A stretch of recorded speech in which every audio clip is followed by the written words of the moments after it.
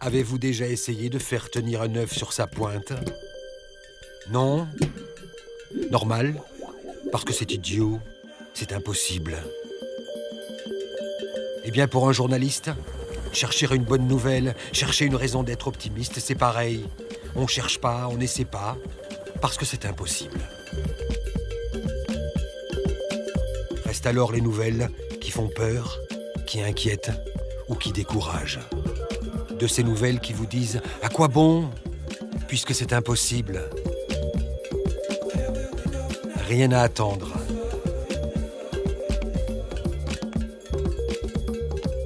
On s'est donc habitué à tout,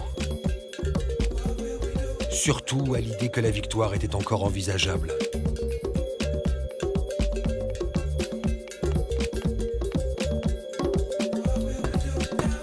Sinon, il reste une autre voie, la violence.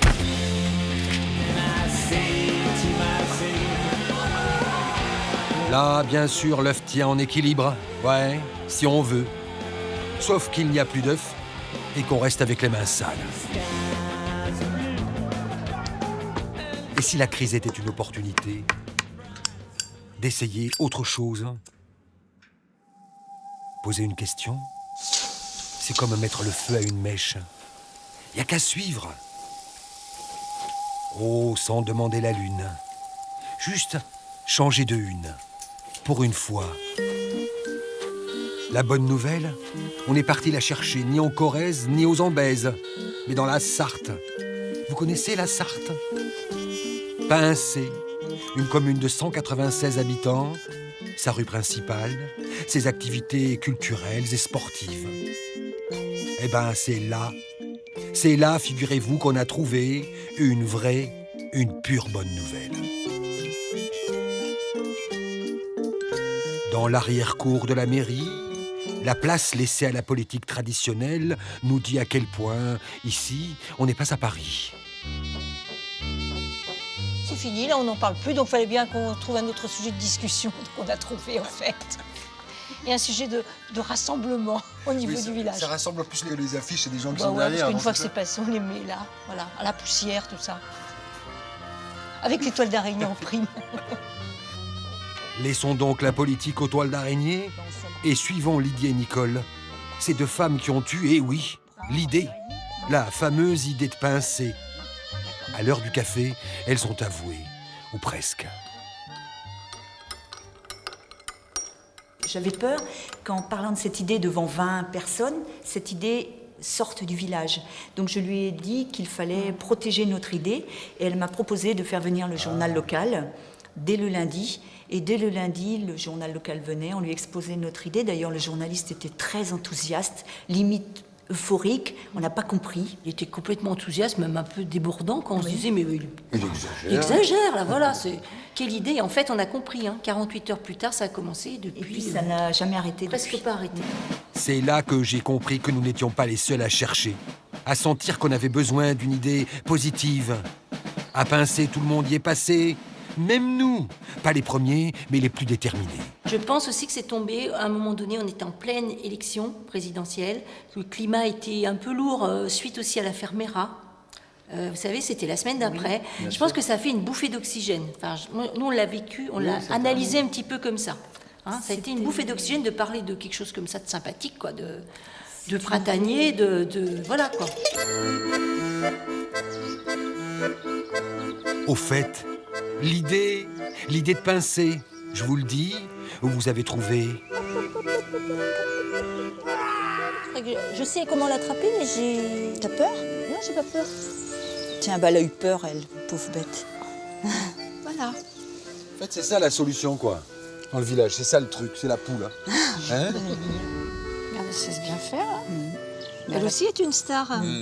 Ah, pauvre bête. C'était il y a 8 mois. La mairie organisait une petite fête, une petite caméra et une grande vedette du petit écran, enthousiaste, elle aussi, déjà. C'est formidable d'avoir inventé ce truc-là, c'est une idée géniale. Voilà des gens qui devraient être décorés du mérite agricole. Après les avoir achetés 10 € pièce, la mairie a donné 100 poules à qui on voulait. Des poules pondeuses, 2 par ménage, et tout le village a répondu oui, puisque c'est gratuit. Et désormais, quand avec une caméra on vient à pincer, on se dispute pour vous montrer le plus beau poulailler. Dans les trucs des poulaillers, c'était un peu ça le style qu'il y avait. Bon, il avait fait une grande porte. C'est celui-là qui me plaisait le plus. Il y avait d'autres modèles, il y avait d'autres plus grands aussi. C'était en fonction de mon terrain aussi.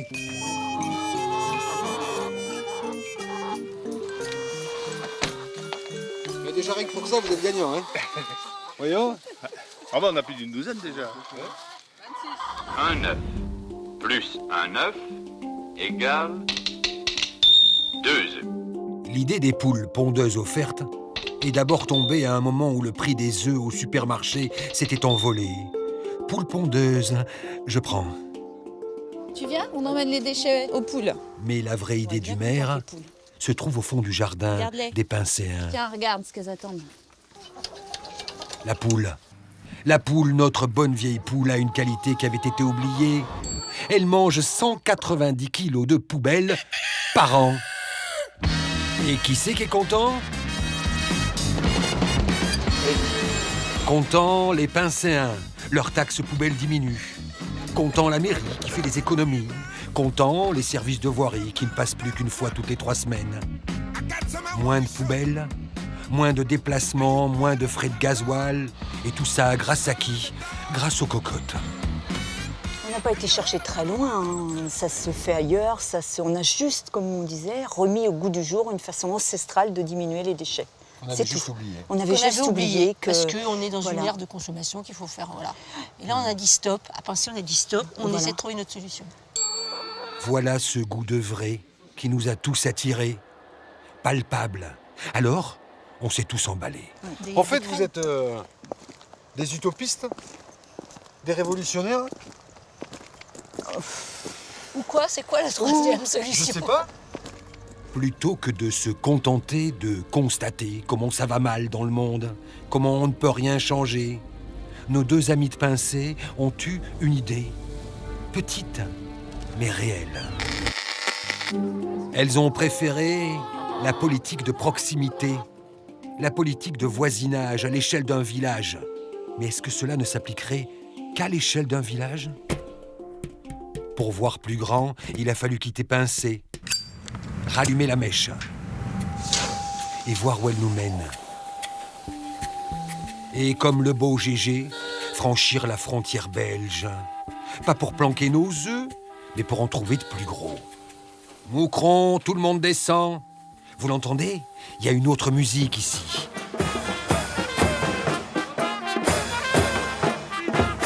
Quand on est arrivé, on est tombé sur la fanfare. C'était la journée d'initiation à l'écologie pour les enfants. Encore une, m'a dit un parent. Comme tous les jeudis, m'a dit un enfant. Moucron, 55 000 habitants, comme paradis vert, y a mieux. Ancienne ville des grandes usines textiles, c'était avant que le temps ne se gâte. Eh bien, les poules ici, on les distribue, mais depuis 20 ans. Des milliers de poules. Venez les cocottes! Venez! Et c'est qui la reine au fond du jardin? Eh ben, elles sont toutes dans le poulailler. On a une poubelle, je crois, toutes les 4-5 semaines. On les adore, nos poules, nos cocottes. À Moucron, ils adorent leurs poules, mais n'en sont pas restés là. Plutôt que de se ruiner dans des tondeuses et autres faucheuses polluantes, comme le font d'autres mairies, ici à Moucron, après les poules, on est passé à des tondeuses très spéciales, que l'on gare le long de l'autoroute et qui, le week-end, vont nettoyer les espaces verts et autres ronds-points. Là aussi, se rappeler que les animaux peuvent nous aider, il suffit de leur demander. Et Christophe, directeur des questions écologiques à la mairie, il s'est demandé. Quand on propose aux gens d'adopter des poules, bon, c'est à l'échelle du jardin. En gros, on a adopté des vaches à l'échelle du territoire qu'on gère, quoi. Et donc, il n'y a pas de poids de mesure. Il faut qu'on montre le bon exemple, ou qu'on essaye de montrer le bon exemple au niveau d'une mairie ou d'une commune.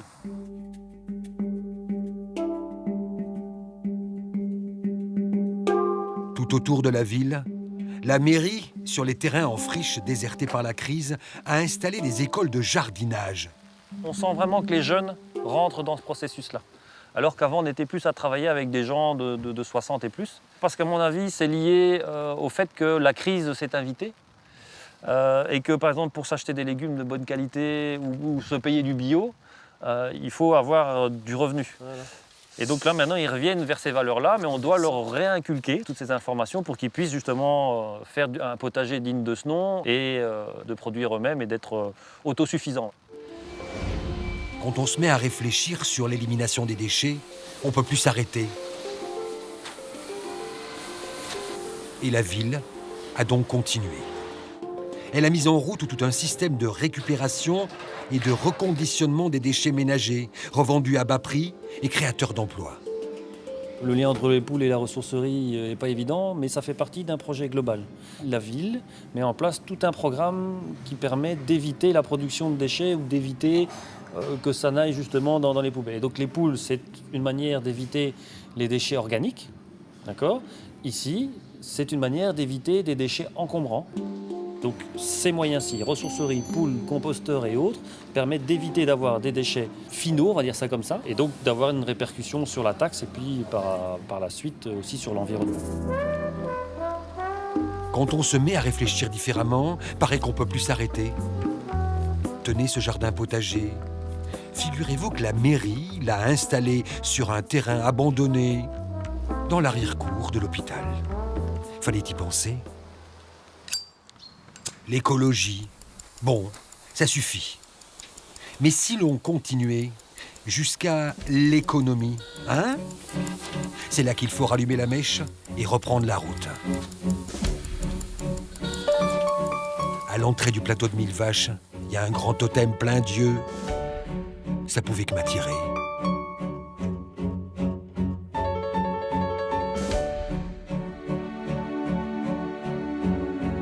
On dit du plateau de Mille Vaches que c'est un désert rouge.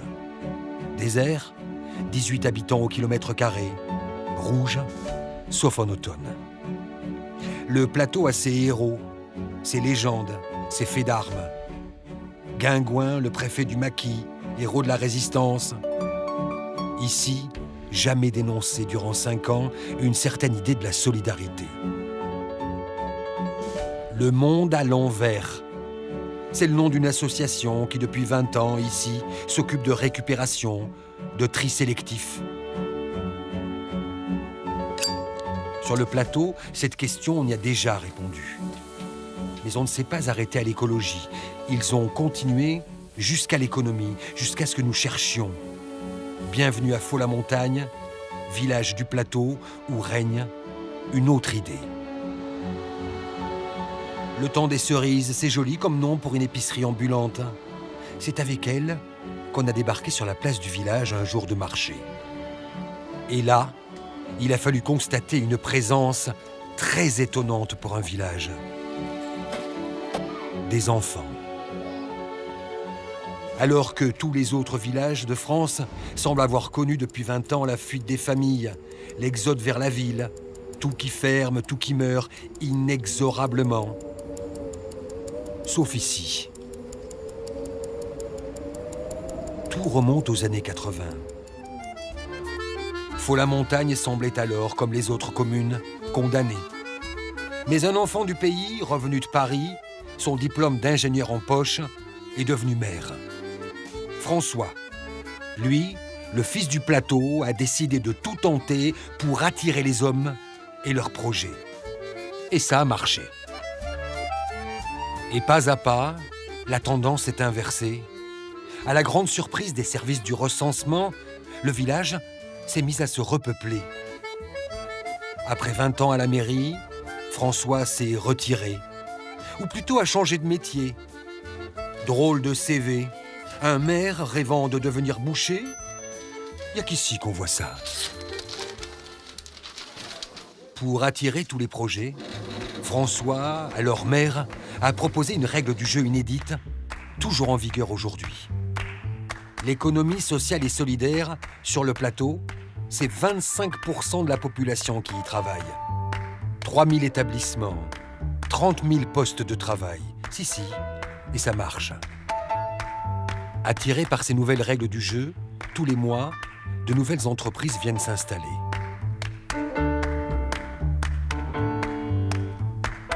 On a retardé le dépérissement, hein, mais parce qu'on a été les premiers et qu'on a su donner des réponses intellectuelles, politiques à des problèmes de dépopulation par une intervention économique des collectivités, du petit capital local. On a su faire. Bon, c'est pas sûr qu'à terme, on va gagner. Dans les entreprises du plateau, partout ou presque le même modèle, en 4 lettres, SAPO. Peu connue en France, c'est la Société Anonyme à Participation Ouvrière. L'entreprise est partagée en deux. D'un côté, les actionnaires financiers, de l'autre côté, les actionnaires ouvriers. Et ça marche. Tout le monde au même salaire, le SMIC. On est moins dans l'idéologie. Ouais. On est plus sur, pour réussir, il faut une base économique, il faut maîtriser les traitements de texte, il faut maîtriser la comptabilité, etc. Hein, tu peux avoir ton projet vert ou bio, babo, c'est tout ce que tu veux, mais tu te plies à l'économie. Se plier à l'économie, le terme aurait fait bondir les gauchistes qui ont débarqué ici en premier il y a 30 ans. La première entreprise à répondre à l'appel du maire, c'est Ambiance Bois, une scierie qui 30 ans plus tard fonctionne encore. La mairie a offert les murs et une location-vente sur 20 ans, sur un immeuble municipal abandonné. Comme au début, la scierie est encore autogérée, mais son chiffre d'affaires a gonflé, 900 000 € aujourd'hui. Ça a changé, pas changé. Hein. Ce qui a changé, c'est matériellement, c'est les lieux. C'est certainement 3 ou 4 fois plus grand que quand on a commencé. Il y a plus de bâtiments, il y a une production qui est différente, il y a une diversité de ce qu'on fait. Il y a le fait qu'on est 23 aujourd'hui alors qu'on était 6 au démarrage. Donc tout ça, ça a changé. Ce qui n'a pas changé, je pense que c'est le fond. Hein. Le fond, c'est la volonté de faire une entreprise qui soit une entreprise autogérée, dans laquelle tout le monde ait du pouvoir sur ce qu'il fait, sur sa vie, sur son travail. Ça, c'était l'idée de base. Dès le départ, tu avais cette idée ? C'est la raison d'être même de ça. Hein. La scierie s'agrandit encore. Bientôt de nouveaux bâtiments. Et si le solidaire était aussi un fonctionnement rentable ? Ambiance Bois, tout est en bois, sauf la langue. À l'heure de la pause café, pour les journalistes, l'heure de la première bêtise. À qui je m'adresse hiérarchiquement, là ? C'est qui le chef de Raté. Difficile de penser l'absence de hiérarchie. Déjà la télé en 89, on dirait qu'on a besoin de ça pour comprendre. Forcément un PDG.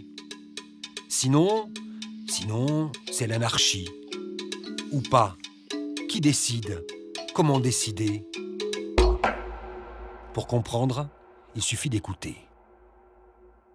La hiérarchie, pour moi, c'est l'envie et les limites. J'ai envie soit d'apprendre, soit je pense que je sais faire et je pourrais amener quelque chose. Et je vais trouver la limite par rapport aux autres en disant, est-ce que je marche sur quelqu'un ? Est-ce qu'il y a déjà quelqu'un et j'arrive comme une tornade et je pousse tout le monde ? Auquel cas, je m'interdirais de le faire. Personne va empêcher quelqu'un de prendre l'initiative, d'essayer de trouver des solutions à un souci qu'on a. Mais ensuite, les compétences, on les acquiert soit sur le tas, soit on les a déjà, soit on les partage, quoi.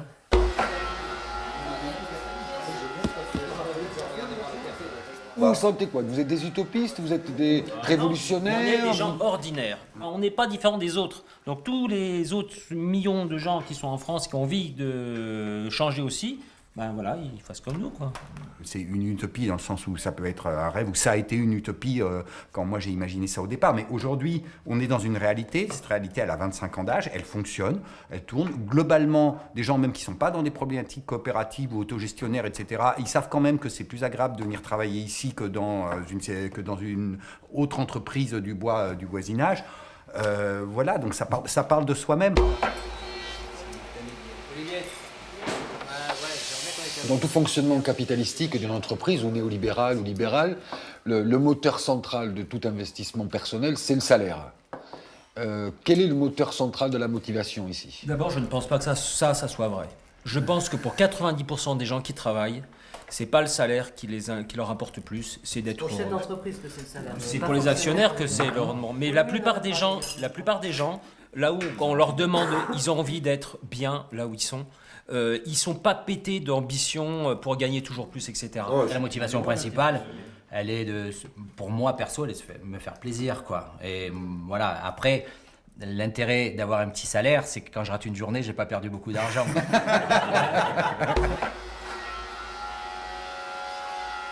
Tout le monde passe un temps significatif dans le boulot. Alors si le boulot tu le déconnectes de la vie, qu'est-ce que tu fais de ta vie, quoi? Donc le travail c'est un lieu de vie comme un autre, et donc il faut que nous tous on est maîtres de la vie qu'on y injecte et de la qualité de vie qu'on veut en retirer. C'est ça qui est important.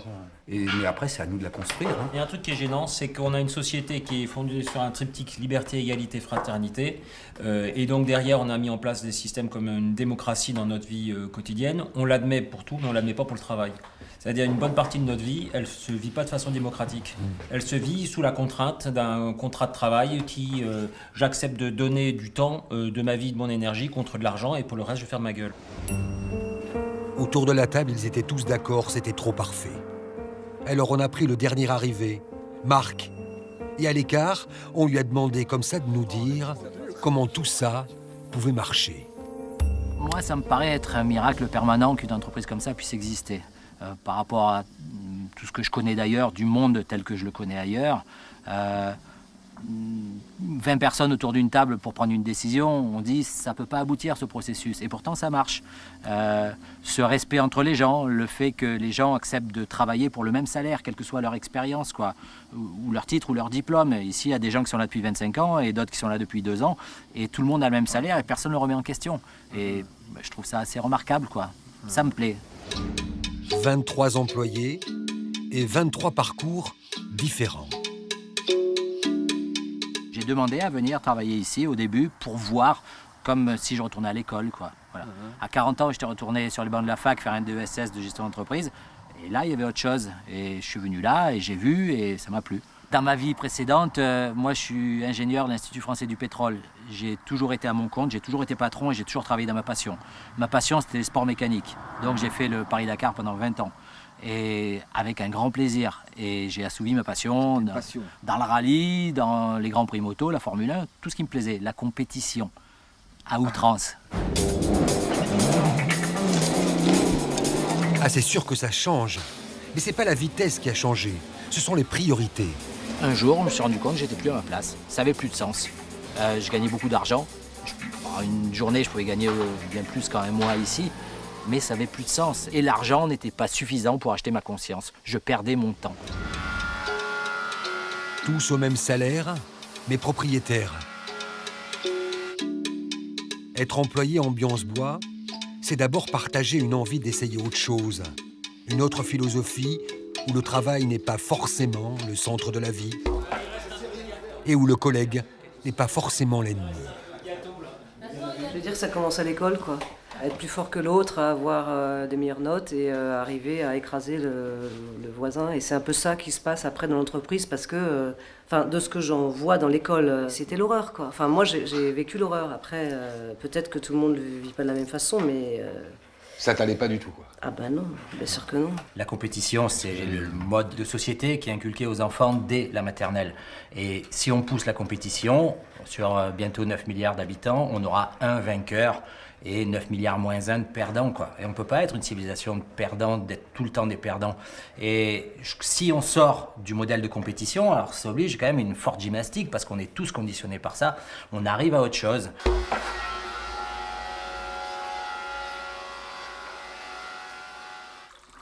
Est-ce que ça veut dire que le modèle que vous proposez peut être appliqué à d'autres entreprises ? Nous, on vit ça, donc c'est possible. Probablement, ça doit être possible dans d'autres endroits. Ça ne peut pas se faire tout seul non plus. Pourquoi ça fonctionne, nous ? C'est parce que c'est pas un qui se bat tout seul dans son coin pour essayer de faire son truc. C'est parce que à des moments donnés, on unit nos forces pour aller dans des directions.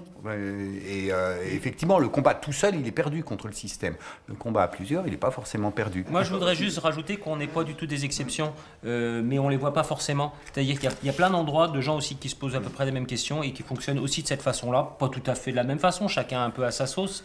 Et on est un peu anormaux au sens statistique du terme, mais pas complètement quand même. Simplement, ça ne se voit pas. C'est Pas forcément très médiatisé, mais ça existe. La rigueur, au lieu de la subir, ils l'ont choisie. Et ce faisant, tous se sont posés d'abord une question. De quoi ai-je vraiment besoin ? Puis-je vivre sans l'écran plat, sans le téléphone, sans le 4x4 ? Sans quoi puis-je vivre ? Tiens, le marché est presque fini. 7,80 € Mathilde. 7 euros. Les enfants sont partis. Restent les anciens du village. Quel âge vous avez? 88 ans et demi. Ah ben, à 88 ans, moi j'aimerais bien arriver comme ça. Écoutez, il ne faudrait pas venir vieux.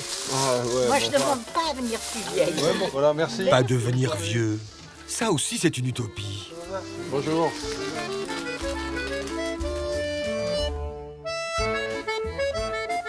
C'est un village où il y a plein de jeunes quand même encore, il y a plein de gens actifs. Il y a beaucoup de jeunes, mais j'en connais aucun, mais ils sont très gentils.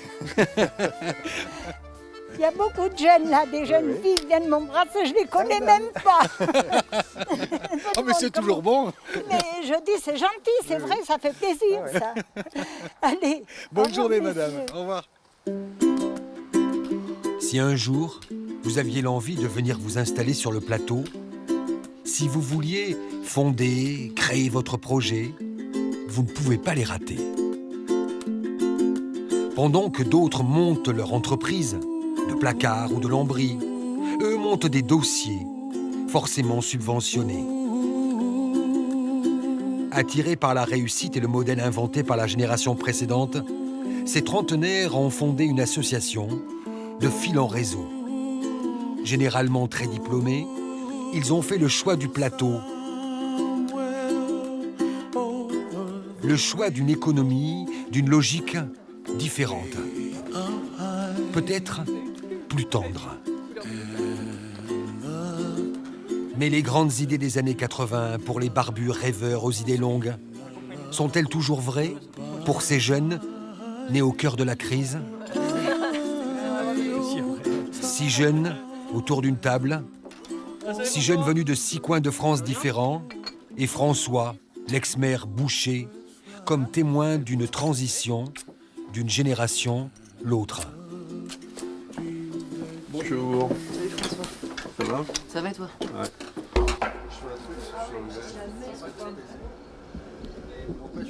Est-ce qu'ils ressemblent aux jeunes qui sont venus te voir il y a 25-30 ans en te disant on a une idée? Ou est-ce qu'ils ont changé cette génération? Ils sont plus, eux là, enfin ceux-là, c'est quand même des technos. Alors là, c'est sympa. T'entends quoi juste par techno? Non, je veux dire, la grande différence par rapport aux années 75, où on a vu arriver les premiers néo-ruraux qui étaient complètement coupés de toute réalité économique, sont plus en réalité avec l'économie qu'il y a 30 ans. Ils sont moins idéologues, moins idéologues, ouais. Et moins politisés aussi? Non, peut-être plus politisés, mais avec une conscience qu'il y a une réalité économique et que tu n'inscris pas des projets s'ils ne se mettent pas dans la durée et dans un système économique. Ouais. Puis il y a le mode de vie aussi qui change. Parce qu'aujourd'hui, les jeunes, ils ont aussi envie d'avoir des vacances, du temps libre, ce qu'il y avait un peu moins avant. Ils ne sont pas venus pour refaire ce qui s'est fait, quoi. Hein?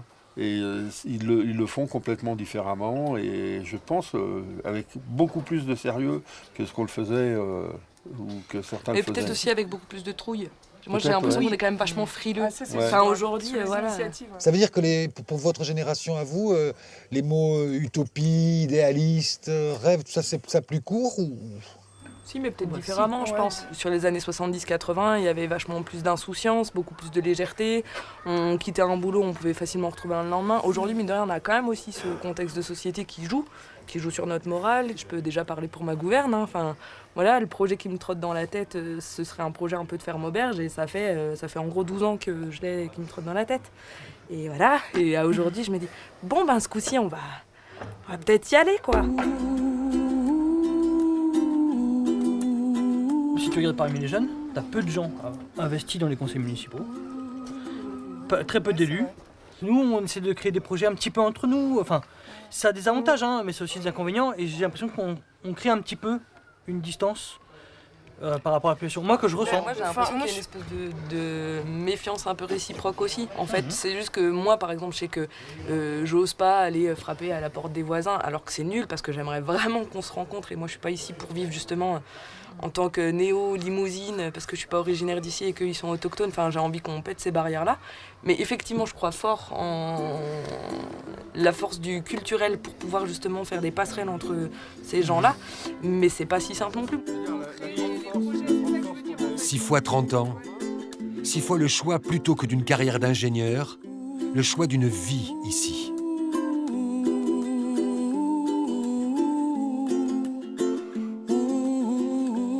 Quand la nuit tombe, quand le froid envahit tout, c'est à ce moment-là que les convictions sont les plus dures à garder.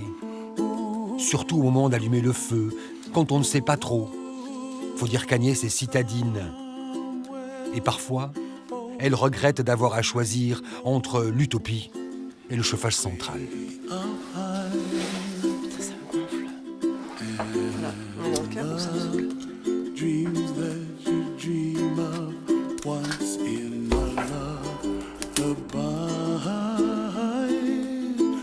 Moi, je pense qu'il y a en France et partout ailleurs, il y a plein d'exemples de gens qui font, qui essayent, qui des fois ratent, mais qui des fois réussissent, et que du coup, simplement, ces choses-là, elles sont peu visibles. Pour autant, je pense qu'il y en a vraiment, vraiment beaucoup. Potentiellement, les gens, ils sont vite dans le bon. Allez, je vais laisser tomber. Enfin, faut pas rêver. Ce côté, faut pas rêver, moi, je le trouve assez flippant. Et que du coup, bah, évidemment, faut rêver. Enfin, sinon, autant...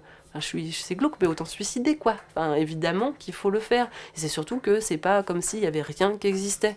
Et après, moi, je dirais que l'effondrement économique, bah oui, ça fait partie des possibles. Mais moi, je dirais que ça fait un bon moment que ça me paraît quelque chose de possible. Donc ça m'inquiète plus, quoi. Les soirs sur le plateau, il y a un truc que les gens ne font plus. Comme ça, spontanément. Ils ont arrêté de regarder les JT. Quelle drôle d'idée. À Faux-la-Montagne, il y a une salle de cinéma, comme à la ville. Désormais, pour regarder non pas chacun dans son coin, mais regarder ensemble, dans la même direction, comme dirait le poète. Ce soir-là, on projetait La Bête humaine, une histoire de train qui arrive à l'heure. C'est ça, le contraire des JT. L'écologie, l'économie, partout on dirait qu'il y a des gens en train d'essayer. Mais si on doit s'arrêter là, il manquera beaucoup de pistes pour redevenir optimiste. On a donc rallumé la mèche et repris la route. Et on est parti chercher l'espoir, mais dans un des pays les plus désespérés d'Europe. Dans un pays où chaque jour les manifestations, chaque jour les expulsions et le chômage, on a trouvé un endroit qui échappe à cette logique de la défaite. Chacun a un toit, chacun là-bas a un emploi. Comment est-ce possible ?